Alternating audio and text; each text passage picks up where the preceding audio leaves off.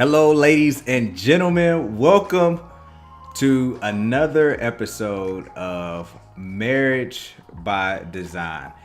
This is episode number 2, but it's actually, I don't know, probably much further along than that if we consider that we were doing this on Facebook years ago. Yes. Right? Before YouTube 2016 we started. Yeah, 2016. Yeah. Before YouTube streaming was like a big thing. Right. We were over on Facebook doing a live show. I did that for years. Mm-hmm. Life happens. Our family grew. We had another child. Yes. Out of nowhere, she went and got herself pregnant. Got herself knocked up. All on me. Right? Yeah. So she got herself knocked up. Priorities changed. Worked on some other things. But we're back. We're back. Last week was our very first episode. We appreciate all the love, support, the views, the shares, the comments, and we're hoping that you do the exact same thing here today. View, share, comment, and we look forward to starting to have some of you all join us as well on the show. So listen, today we got a spicy one. Spicy.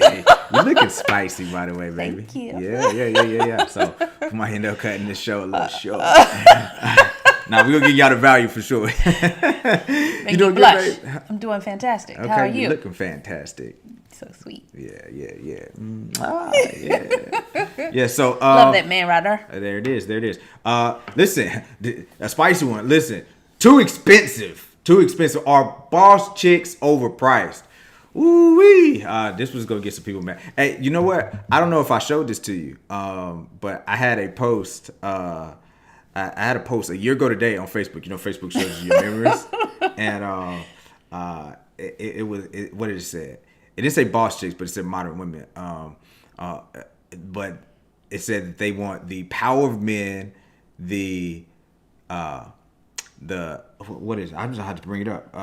I dropped some bars on it. I can't even. I think I remember on bars. It got spicy. Though. Yeah. Here's what I said. I said they want the power of men, the privilege of women, and the accountability of children. Oh, it got spicy a year ago. Yeah. So hopefully, and I it just so happened that it popped up as a memory a year ago today. So I shared it with the YouTube link to this right here. It said, oh wow. Hey, if y'all was bad about that, you gonna be really hot about this topic here. And join us tonight. So. Yes. Too expensive. Are boss chicks overpriced? How we want to start this? We want to just answer the question first. We want to kind of like set the table. Yeah, let's set the table. Okay. I like setting the table. It's a traditional way. Right? Set the table, babe. Set the table. Yes, let's set the table. So let's first kind of get into defining what a boss chick is. And before we even define it, let's make sure and make clear that we are not attacking people. We're not attacking boss chicks. We are talking about the mindset. So when you hear us say boss chicks, we're talking about the mindset and not the person. Right. I mean, really in anything that we strive to do is we always want to attack principles, ideas, right, thought patterns that just aren't healthy. And when we say healthy, talking about leading to the desired outcome that right, people want, right, leading to the desired outcome that's going to benefit the black family. Because contrary to a lot of other content creators, a lot of people out there, you know, I have some people saying, oh, they're advocates for men or on the other end of the spectrum, I'm an advocate for women. We're advocates for the black family. Mm-hmm. Right? It's for the family. So what's going to be best? What's going to give the best results for the black family? That's what our interest is. And so any idea mm-hmm, that's contrary to that, mm-hmm, any thought process, any behavior, we're going to attack the idea, the thought, the behavior. Mm-hmm. The problem, here's the thing. The problem is people have an issue with separating themselves from their thoughts or themselves from the behaviors. And we're not just our ideas, our thoughts, our behaviors. Now, I will say that you are what you repeatedly do, mm-hmm, right? So when you start to something actually be a habit, you know, that's a different story. But I digress. So with the thought process, right? Mm-hmm. What is the thought process of being a boss chick that we're talking about? And maybe even before that, why is it important for us to crystallize what the thought process is that we're talking about? Like, why do we need to define what we're talking about? Anyway, like everybody knows what a boss chick is, right? No, because everyone looks at it differently. Some people may think that a boss chick is just a businesswoman. Mm. Somebody else may think that a boss chick is a boss bee. So bish. There you go. A boss bitch. There you go. So we want to make sure that you understand what we're defining it as. Yeah. That way there's no confusion, right? Right. So as I was thinking about our topic today and I was making some mental notes, I was going back, and first I was like, wow, in college, I really was going towards being a baby boss chick. I was there. I wore the heels. I stomped loud. I made noise. I was aggressive. Some people say assertive. I was aggressive. I did it all. What did you went on a job interview when you were in college? I did. What did they say? They said I was scared of the people. That's so funny to me. Huh? They did. You laughed before I did. They did. They did. I said you went on a job interview. Yes. You knew exactly which one I was talking about. Right. But even my professors would say, she's assertive. But I had one professor actually tell me I was aggressive. And I was like, no, that's my personality. But I needed some softer edges, as they would say, because my personality is one, what they say in personality of? I'm like a shark. If you do an animal as a shark, Right. the colors is red, E.T. Eric Thomas, Right. when they do the assessment, they call it a pilot. Right. Yeah, a driver. Yes. Yes. So Choleric. Choleric, there we go. So I'm like 98% choleric Yeah. and like 2% sanguine. So if you see me smiling And and zero acting, anything else. you see me, I smile, laugh, be goofy, stuff She like that. faking. If she's smiling, she faking. She's a shark. So silly. I see blood in the water. I go for it. I want it. I digress. Is that the word? Yeah. So getting back on topic of what we define a boss chick as I was searching myself and just really trying to crystallize a definition, I came up with a few comments. And one of the big ones was only being concerned about yourself and about what you can gain in relationships, specifically with men. So Now, how did you land on that? What made you say that stuff? Well, because if you are under this boss chick mentality, you are going after whatever it is you want. Typically, it's trinkets and stuff. It's luxury items, all these different things. And everybody else goes to the back burner. If there even is anybody else. If you haven't drove everybody else away. And so you're not concerned about husband, spouse, boyfriend, kids, any of those different things. It's about me going out here and hunting and getting what I want.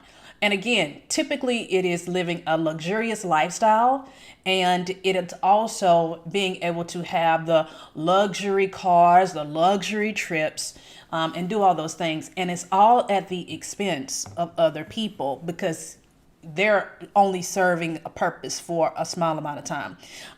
Now, this just came to my mind. I am in the process when I'm cleaning up, or basically when I'm cleaning up and I'm downstairs and the kids are with me, I am now watching Sister again. And Vivica is the epitome of a boss chick. That was Ray's ex-girlfriend or girlfriend.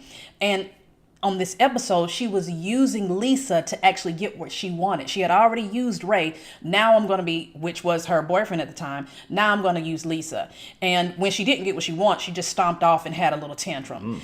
And so I equate her as a boss chick because it wasn't about anybody else. It was about, I want to be in the black businesswoman club. And so she was just stepping on everybody. She was trying to fool people, giving Lisa, trinkets and toys and all this kind of stuff, saying, I'm going to do this for you, all this kind of stuff. You have to go watch the episode. It's season 5 or 6.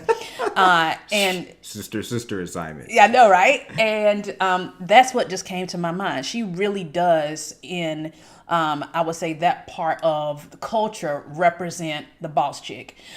So another, if you want to add anything, feel free. Another is seeking verification from social media. Yeah. Go ahead. I'm trying to add we got a comment. Okay. From So in seeking, social media is it really can be damaging. We all know this. But when you're online and you're seeking verification from other people to verify your lifestyle, when you're going to social media to see, oh, okay, this is how I should be living based on how other people are living, we all know that that's dangerous. No one and most people only put their highlight reel on social media. They don't put all the junk and all the other kind of stuff. So we're looking at social media, or these women are looking at social media trying to say, oh, okay, this is what I need. This is how I keep up with the Joneses. Before, it was in your neighborhood. When we grew up in the 90s, in the 80s, you were keeping up with the Joneses by the people that were in your neighborhood. Now we're keeping up with the Joneses by people on social media. And so there's never enough. Yeah, and it's not even, like you said, it's not even expanded the reach of who you got to keep up with. Right. But it's just their highlight reel. And so, like, imagine being a ball player and you got to compete with LeBron James. You nice in your neighborhood. Right. But you got to compete with LeBron James. But not even compete with LeBron James. Only his highlights. Only his highlights. Right? Right. That'd be crazy. That. That'd be crazy. But Danielle said, nobody enjoys arrogant, self-centered, or narcissistic behavior in people, right? Boss chick or egotistical man. That's true. Like, I don't think some people really realize how off-putting, just sometimes like how off-putting their behavior is.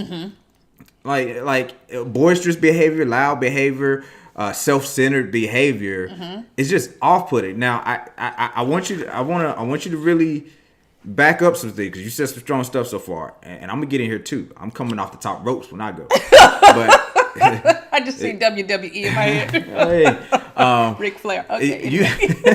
Woo, the nature boy.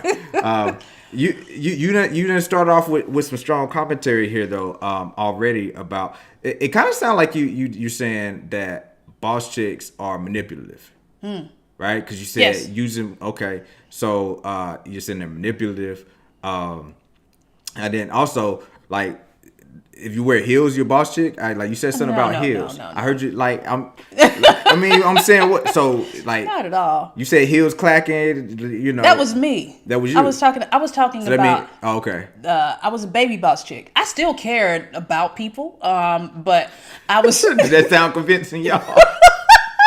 But it was, you didn't know me back then. But you did, helping that Reformation. But that's how I thought I was supposed to be. Yeah. That I grew up, and because I was driven and wanted leadership, I went all the way to the left. Like, oh, okay, I have to be this. And I found out my senior year that it took all the way to my senior year that's not how I had to be. So no, just because you're wearing heels does not mean that you are a boss chick. I hope no one believes that. Like, really, well, you said wear heels, so I didn't know. No. Okay, all right. So manipulative, you think is a characteristic of boss chicks. And what else? Self-centered, just about self. Just only in it to see what I can get out of the situation. That reminds me of that clip. You were looking at something, and it was a clip on somebody else's show, and the woman said, well, what I bring to the table is me. I crack jokes and I look good, and I better get the man that's going to be making $250,000 plus. It's like, really only looking out for self-interest. Okay, I got it. Only looking out for self. Yeah. Okay, gotcha. Put your desires, right. Your wants, and usually those desires and wants, when it comes to the boss chick mentality, is all about materialistic things, luxuries, trinkets, as you like to call it. I mean, it's all trinkets. Let's be real. They just nicer Gucci trinkets. Bag is just nicer, like you said, nicer trinket. More expensive. More expensive. All of it. Like, so you can't want nice stuff? Is that what you're saying? No. You can want nice stuff, but there's a timing and everything, and it shouldn't be to the expense of somebody else. Okay. So, but see, so boss chicks though are probably gonna say, you got it all twisted. I don't need nobody else. I'm getting my own. I'm a boss. I'm doing it on my own. So okay. So how do you deal with that? You can't do it all on your own. We don't live in a society where we just depend on. No, you just depend on yourself.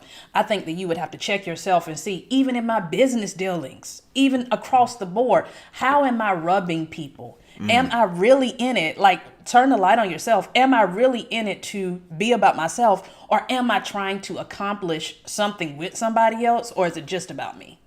Yeah. So when I think about you, that's good stuff, babe. By the way, Thanks. I agree with it. You know, I'm gonna have to challenge it. You know, because they're gonna come for you. Thanks for protecting me, babe. Yeah. Listen, when I think about shit, the thought process and the mentality that I think of, one, it's just to find the need to identify yourself as a boss, Okay. right? Like, because some people say, "Oh, well, a boss chick." I'm just saying that because I'm an entrepreneur and I'm a bit like I'm an entrepreneur as well, but like I'm not. I'm a boss dude. Like, I don't. You know, or even going to that thing of independent, because I think that is going to be a pushback that you would receive when you say, oh well, they're doing it at the expense of others. Boss chicks, I can hear them saying, no, I'm gonna get it on my own. That's what makes me a boss chick. I'm independent, and so even I think the need to overly identify yourself as independent, I think can be an indication of some unresolved trauma. Of course. Because when you say I'm independent, you say, what do you mean you're independent? Right? Because as you stated, none of us are independent. We're all interdependent. Right. We all depend on each other. I don't need no man. I get it myself. I'm a boss chick. I need a woman. I need my wife. Yeah, I don't need nobody. I need my wife. I need my friends. I need my business associates. I need other people. And I feel very, very secure in saying I am not independent. I don't have to walk around. Like, I don't see men. I don't see any other, group really walking around other than boss chicks walking around saying, I'm strong and independent and I don't need nobody else. Right. Like, I don't like what man says, I'm an independent man and I don't need nobody. I'm an independent man. Like, so if you ask, like, what does that even mean to be I'm independent? What you hear in the description is like just being an adult. I pay my own bills. I got my own job, or I run my business and I pay my bills. You pay your bills? Oh, you're an adult. Right. Right. But like, if you need to classify yourself as a boss because you're an adult and pay some bills, like, you might need to unpack and dig into, right? And I say this in love, like you might really want to, like, what is it? What's the driver, right? That sometimes the quality of your life is determined by the quality of questions you ask yourself. Here's a quality question to ask yourself, right? Because we want to help. Is why do I feel such a need for the overarching? I'm gonna identify myself as something. The overarching thing that I'm going to choose is independence and boss, right? Like that. I think that's something deep to unpack there. I agree. And as you were talking and different things that were coming to my mind, and I was trying not to let it fleet my mind and go to somewhere else, was, have you ever heard somebody say, I'm the man? And they keep saying it repeatedly, like, I'm the man, I'm the man, I'm the man, I'm the man. It's usually in situations and times when they feel like they're not the man. Right. So I think a lot of times when people are identifying, oh, I'm the boss chick or whatever else, they may not be there. They may be on the search. They may be an entrepreneur. They may be, doing these different things. But have they got where they want to be on this journey? Will they even get there? Statistically speaking, chances are you're not going to get these luxury items and live this luxurious lifestyle and all these different things, but you're on the search for it. So you're not even, chances are that you may not get these things. You're on the search for it, and you're doing that all at the expense of everybody else, all at the expense of having a family, at having a spouse, all at the expense for the possibility of living this luxurious lifestyle. Well, so you hit on something there, because it's about the expense, right? Because the title is like, is it too expensive? Because I do think there's a growing percentage and portion of people who really want to go after it that do actually, achieve some level of lifestyle and things of that nature, right? Because again, I can hear them. I hear y'all boss chicks. I hear them out there. They on right now. They're listening to the replay, screaming at don't scream at your phone or stop rolling your eyes. So funny. They hot right now. Because I hear them saying, whatever I do, I am getting to it. And so yes, sometimes it's not to negate what you're saying, because sometimes it is true that the man, right? Maybe they'll receive this, the boss chicks receive this, and we, use the man as the analogy. The man that always constantly walks around pounding chest says he's the man. A lot of times he's not the man. However, sometimes he is the man in terms of the success in business or in finances or in a lifestyle. And I put lifestyle in quotes because when we say lifestyle, we often think of luxury, bank account, things of that nature. But lifestyle is more than that. Like, what is your relationship lifestyle? What is your social lifestyle? What is your family life? That all is part of lifestyle too. So on the other end, there is a man who's saying, I'm the man, who really does have a lot of success in business, really does have a big bank account, really does have the car, so on and so forth. And the reason that he has to still say, I'm the man, when he has a lot of these things that people would on the outside didn't think he is the man, is because he's covering up for a low self-image because of his deficiencies in other areas. Right.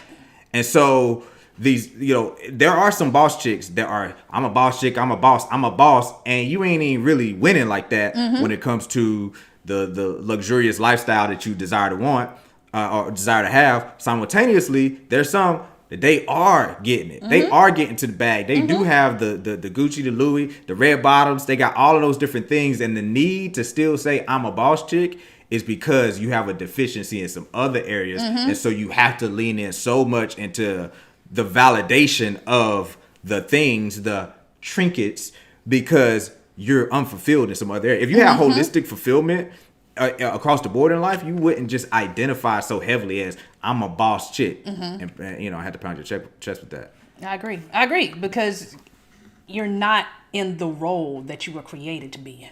Let's be real. Like, I was created to nurture, support, and comfort. I feel most complete in that role. When I'm nurturing our kids, when I'm able to take care of them, I'm able to provide whatever it is that they need with school, with conversations. My daughter's 13. We have conversations all the time. I'm able to nurture that, grow that. When I'm nurturing James, whatever, why you look like that? I was 13-year-old girl conversations. There's some heavy conversations sometimes. So I'm best in that role. And as a comforter, it brings me joy that when something is going crazy, when the kids are crying, when something's going on, they come to mommy. Like, it's like mommy knows how to solve my problems. It's when you dealing with craziness that you got going on and you ask me, hey, babe, let me talk to you about this. This is the craziness that's going on. I'm providing comfort in that time. And I most enjoy being a support. Being able to be a support, because with support is strength. And I like being able to be that strength for the family, being able to be that support for the family, and knowing that I'm walking in what I was created to do. Does it get crazy sometimes? Of course. But being able to provide that for the family it's like no other, because I worked the job. And I worked a job to where I was trying to do both at the same time. And it was incongruent. It was just really craziness. It was this emotional struggle of, okay, I got to go lead. I got to go do this at work.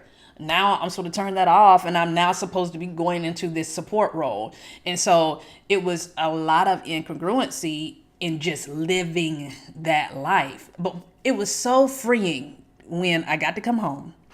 And the next morning I got up and my daughter said, you don't have to go to work anymore. She was 3.5. Was she 3.5 or was she 4 yet? She was 3.5, 4 somewhere. And she was like, you don't have to go to work today. And I was like, nope, mommy doesn't have to go to work. Mommy's never going back to work. And so we just all laid in the bed together that morning, because she came and got in our bed that morning and just was like, wow, this is our life. Now mommy is home and being able to provide for her and whatever it was that she needed. And then more children started coming very quickly down the road. And so I was much needed. Much needed. You needed a home. But I really do think that at Boss Chicks, aren't fulfilling and walking in that. And so even a lot of times they start replacing these different things. Like if they have children, are they replacing the husband the need to provide that support, comfort, and support, comfort, and nurturing for a spouse? Are they now putting that on a husband, and simultaneously a son, and simultaneously trying to also have him grow up to be a man? It's just all kind of jumbled up and convoluted. This kind of gets to the expense part of it, right? Right. And so the title is like too expensive or boss chicks overpriced. I mean, like when you think of something being overpriced, it means it costs too much. It costs too much. And so here's one of the things that came to mind as I was preparing for the show is when it comes to boss chicks, some people know the price of everything and the value of nothing. Wow. Right? So people know the price of everything and the value of nothing. And so you know the price of living the luxurious lifestyle that you want to live. You know the price of that car, of those bags, of you know the price of the shoes, the vacations. You know the price of all of these different things. And that is your justification for prioritizing chasing the bag and winning and being successful from a financial accumulation standpoint at all costs. You justify, you know how much it costs to be able to live life and do this and do that. It cost, the cost of everything and the value of nothing, because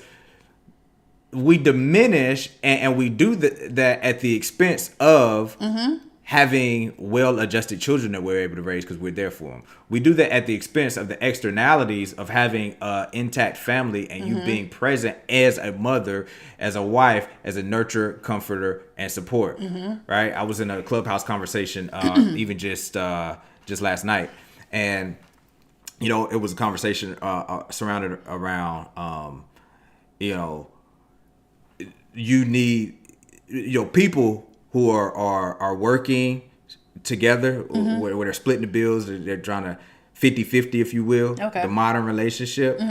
Somebody was making the argument or presenting the idea that more often than not, people are doing that not out of necessity. Because a lot of people have to say, well, you got to work in this day and age. Just the common thought and ideology is you need two people to work. And, one gentleman said, no, it's not that people need it to work. It's that they need it for a lifestyle. Right. They need it for lifestyle. Because it's not about missing bills or meals. Maybe those luxurious bills because you needed, two nicer vehicles, because you needed a nice house. And so I brought up the lifestyle of somebody I personally know, a high school teacher and coach. Yes. Who, for the most part of raising his family, raising his children, he did it off of his salary. As a teacher and a coach, his wife, didn't, really work. She's worked, at different times, but for the most part, it's been off his salary. And when I brought that up in the conversation, the first thing that the women responded to was, I said, they have a home, a nice home. Over time, they've added an addition to the home. They've made a pool. When I first said, hey, yeah, he's holding it down. They don't have luxury cars, and he has a home. First thing they said, but is it a nice home? Right? And so it was so proving of the point that it wasn't about having shelter. It was about, it's not nice enough for me. Right? That's why I need to go work. And so needing to go work for things to be nicer, for you to be able to compete and keep up with the highlight reel that you see on everybody else's social media, that's costing you being able to be present in the home. It's costing you being able to be the nurturer, comforter, and support for your husband, for your children. It's costing you, the impact on your children's future, right? Them being that well-adjusted adult. That's costing you the negative things that may come about from you turning your son into your pseudo husband, Right, that's the word. pseudo husband through emotional infidelity, or even the daughter sometimes, Right. where they can't even have fulfilling relationships as they get older because they became best friends. These boss chicks, they became best friends with their daughter, and so it's like you've seen this where these daughters they're adults now, and their mom is trying to still be their best friend, and they can't all go off and live their life and start their family. They're interfering and mingling and all of that type of stuff. That's the cost. That's too expensive. Yeah, I agree. That's too expensive. Yeah, I agree. It's too expensive. And when we were talking about it, I'll categorize, and I wanted to touch on the husbands or significant others. Like, men are not going to stick and stay when they're not being valued. Like, Say that again. Men are not going to stick and stay when they're not being valued. And the way that you show your value to a man is by providing the things that he does not have. Meaning, a husband is to provide. He is to provide provision. He is to be a leader in the home. And the other one is, and protect. Yeah. So if I'm out there also doing all the leading, providing provision, and not need of protection, then what is he there for? That reminds me of this situation where I had a woman, I was counseling her, and her boyfriend said, "You don't even let me get the groceries out of the car." Because she was so used to doing everything on her own that the act of him being chivalrous and opening the door or getting the grocery out of the car or, taking the vacuum cleaner upstairs or whatever it was, she wasn't allowing him to do it. Meaning he would offer and she's like, "No, I got it." Where, like, you're shooting down that man. He's trying to provide value in that small time, in that moment. He's trying to provide value to you of being a leader, protection, guide, whatever it is that he's trying to do, and you're not allowing him to do it. Providing masculine assistance. Right, masculine assistance. You're not allowing him to do that. And so a boss chick would just be about, let me go get it done. I don't need help from anybody. And a man is not going to stay there for that. Well, the boss chick is mentality is rife with the saying of, "I don't want a man. I don't need a man. I want a man." And they're rubbed the wrong way a lot of times by men saying, "No, I need to be needed." Right. Why do you need to be needed? Like, because we do. Okay. I need to be needed. Right. And usually And what's wrong with needing to be needed? What's the problem? Why you got to be needed? But what's the problem with that? I don't understand. What is the problem with that? I think it goes back to that unresolved trauma. Okay. Of being independent, because if you've needed somebody in the past and they haven't, and you needing them has fallen short, they've fallen short for showing up for you. Okay. Then as a defense mechanism, you start to take on, I don't need him. Well, I'm not going to need anybody again, because the last time I needed somebody, I got hurt. Last time I needed somebody, I experienced pain. Right. So I'm not going to need nobody else again. And here's the thing in life, like, and I get it, and like that seems like a understandable response. Simultaneously, we have to mature to know that all the time our natural responses aren't helping us. Watch this. Our brains aren't wired to help us be successful. Our brains are wired to help us survive. That's right. Right? Your brain is one to keep you from pain. Physical, mental, emotional, and otherwise. But avoiding pain isn't always the route that leads to success. It might lead to some survival, but if you want sustainable success, sometimes you have to go toward pain. Right? Sometimes you have to go toward pain. Like if a dog were to bite onto your arm, if you pull away, if you're biting on something and it pulls away, that's what rips it apart, right? You got to push into, you actually push into to defend yourself instead of pull away. Like you got to go in, but that would seem counterintuitive, right? To pull away. If you were fighting, you were boxing with someone, and they are landing and connecting, you should cover and go toward them and crowd them, not come away, because they could just keep coming closing the distance towards you. But it's hard to hit somebody with Tyrannosaurus Rex on if they're coming too close to you, right? So like even in MMA, it's called the clinch, right? You see them when they get taken down, they pull them closer to them. You get closer, to it. So the point is leaning into the pain sometimes is the thing that's going to actually lead you to success. But the natural reaction is to move away from the pain. So you got to lean into the pain of, oh, I got hurt, and if you want to change, if you want success, if you want sustainable success in relationships, there you go. Then you're going to have to lean into the pain sometimes. I agree.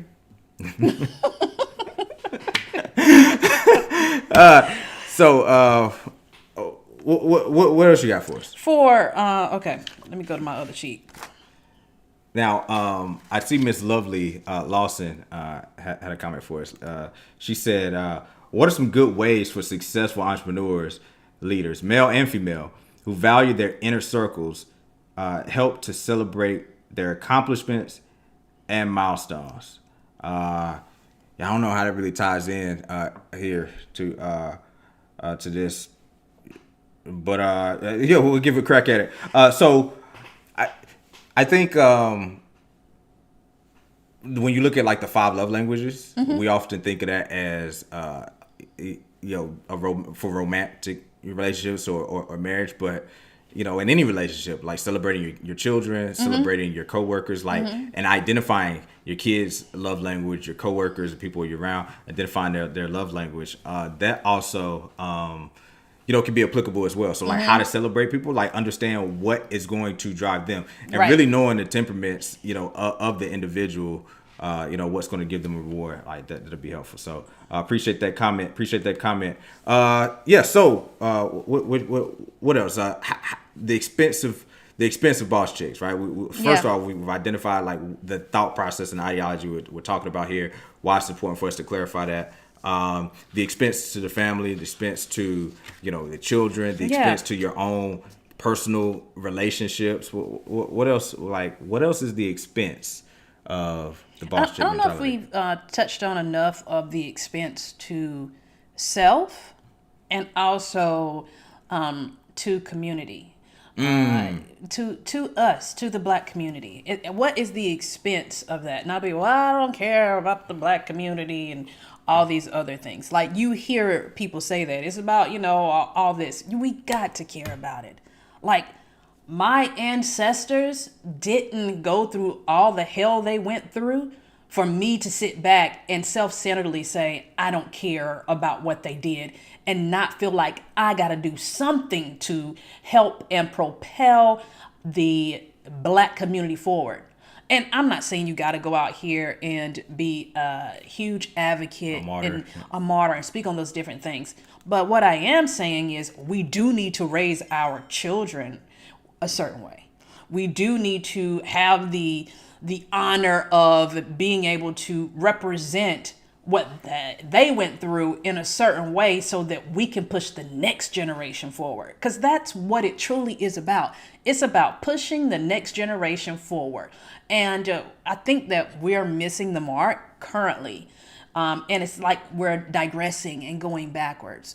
The family unit is falling apart. The Black family unit is falling apart. And so in order for us to build the community, we want to build the Black community, then we have to start out with building the Black family. And that's with intact families. That is with mom, dad, and children all going towards a common purpose and a common goal. Whatever those may be, that's where it is.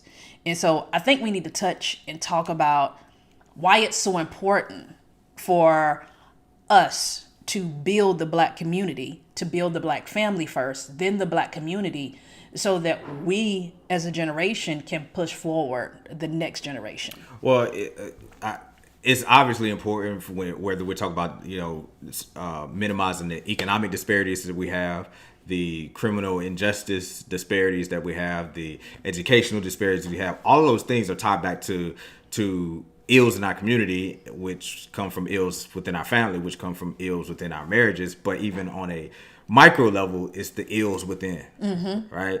Which is, to your point, it starts within. right? If we're gonna, build an empire, we talk about generational success. If you're gonna build the empire, first thing you gotta do is master yourself. And so we have to master ourselves and resist the urge to buy into this hedonistic Right.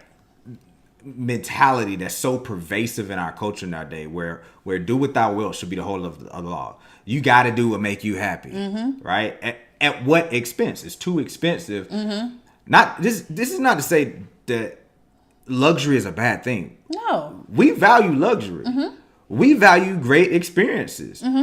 We have some nice things. We've gone some nice places. We really do have a value on convenience, on luxury, on experiences. Here's what we don't have. We don't have a value on those things above the family. Right. We don't have a value of those things above, the relationships, above being present. It's not at the expense of the community, of family, of the well-being, of more than ourselves. We have to. We have to start to not make decisions just solely based off of what is it for me? When you talked about your ancestors didn't do that for you not to continue to, give a contribution. You know what else they didn't do? They didn't do it for them. Yeah, I think it's very, very obvious that our ancestors did some things that they knew, I'm doing this for future generations. I'm doing some, you gotta be willing to do some things that you're not going to benefit from. Right. You gotta where's the morals and the value and the selflessness, which is completely contrary to the hedonistic society that we have, to say I'm going to do something because it's the right thing to do, and I'm not going to see necessarily the benefits of it. I'm not going to see the results of it. Like that, somebody's got to plant the trees today for somebody else to sit in the shade tomorrow. So you got to do the work today to unpack the pain that you're dealing with. Of I've always been let down. Whenever I depended on somebody, so I'm gonna just boss up and do it myself. Be willing to do the work, because sometimes other people's blessings attached to your decision. Right. The blessing of your children and your future generations might be attached to the decision for you to do that work that may be hard internally to move away from not being willing to need somebody else. Because we're not meant to go through this journey alone. Well, what does the work look like? It starts with one, accepting that you do need some work, and that whatever, that these ideas are problematic. At the end of the day, it's about my happiness. That's problematic. Right. And not void of happiness. We're not saying you are to be void of happiness. We're just saying that happiness is not the forefront and the forerunner in every aspect of your life. Right. At the expense of everything else. Right. This is what we're talking about. Too expensive. Right. Because I'm happy. I'm extremely happy. I'm elated with my lifestyle. I'm elated with my life. So, but just looking inside yourself and deciding, okay, I got a problem. So that's where it starts first. Yeah. It starts with seeing that some of these ideas are problematic. Secondly, I think going inside, having some introspection and saying, okay, where did that come from? What do I need to unpack? So we don't just deal with the surface level of trying to change an action or behavior, but you will revert back to the action or behavior. It'll just be temporary change if you don't get to the core of it, right? That's like trying to change, turn some fans on in the house because it's too hot, but the thermostat is set at something else. It's like if you were steering a ship and it was headed north, but you needed to go east, so you turn the wheel, and it goes east, and then you say, okay, cool, I'm gonna grab me a sandwich, get something to eat, whatever, and then slowly the ship starts coming back north, and you're like, what the heck? And you turn it back east again, and the ship goes east, and then you go kick your feet up, say I'm gonna take a nap, and it slowly starts turning back north. It's like you had the cruise control set on east. You had the cruise control set on east. Right, so I'm sorry, on north. You had the cruise control set on north, so you could turn the wheel to east, and it'll go that way for a little while.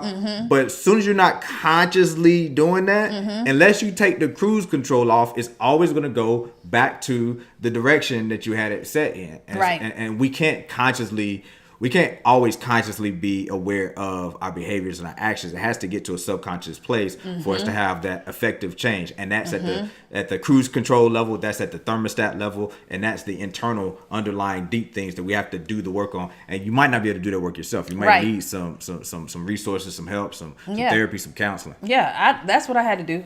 When I figured out that help was needed because I was treating James like other men that had let me down, and in 6 months of our relationship was like, oh, he's gonna cut up. So I started treating him that way. He started looking at me all weird. I was like, okay, I actually need to go talk to somebody. I need some help. And I was able to unpack a lot of the issues that I had from being let down by men. And so a lot of times you just have to go do the work and unpack that. And then it didn't stop there. I still had to unpack stuff. So I started reading. I started listening to audio and whatever was challenging me. Everybody's situation is different, but whatever the challenge is for you is where you start. And you know where your shortcomings are.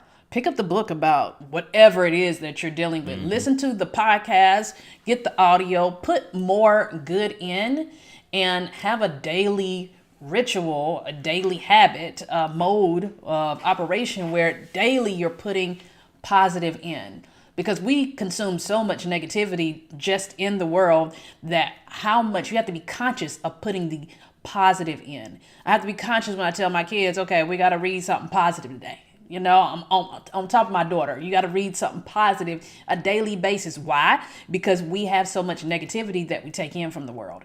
And so doing that on a daily and regular basis is the way that you start changing your mindset. So listening to us is great. Keep listening to us over and over again. Keep doing it. But you also have to work on specifically what your issue is so that you can change that issue. Well, that's the work for you to do, so it won't cost you your life. It won't cost you your family. It won't cost you your children's well-being, being well-adjusted adults. It won't cost you relationships. It won't cost you fulfillment, overall joy. You know, joy over happiness. Happiness is a fleeting thing that comes and goes. The joy is something that is more sustainable. So, hey, it's too expensive to be a boss chick. It's overpriced to just put chasing things and trinkets. I think that's the word, right? Trinkets. Chasing trinkets at the expense of anything and everything else. It's not to say you can't have some nice things and enjoy and value luxury and experience, so on and so forth, but at what cost? Don't know the price of everything and the value of nothing. Hey, great show. Listen, we want you all to join us on some of these shows. We're going to start having some guests on, right? So we got something new for you. You can just visit showguest.themarriagebydesign.com. Go to showguest.themarriagebydesign.com and you can apply to come onto the show. You come on live, you know, you can ask us questions, you can give us pushback, right? P's and Q's, pushbacks and questions, or you can just chime in and give input on whatever the topic is at hand. Show that link is in the description. Go there, support the show as well. You see the Cashapp there. Make sure, of course, you subscribe and share the channel. Between now and the next time I pass across, between now and next Sunday at 8 p.m. Eastern Standard Time, go out there, design the type of life you deserve for you and your family, and we'll see you on the journey.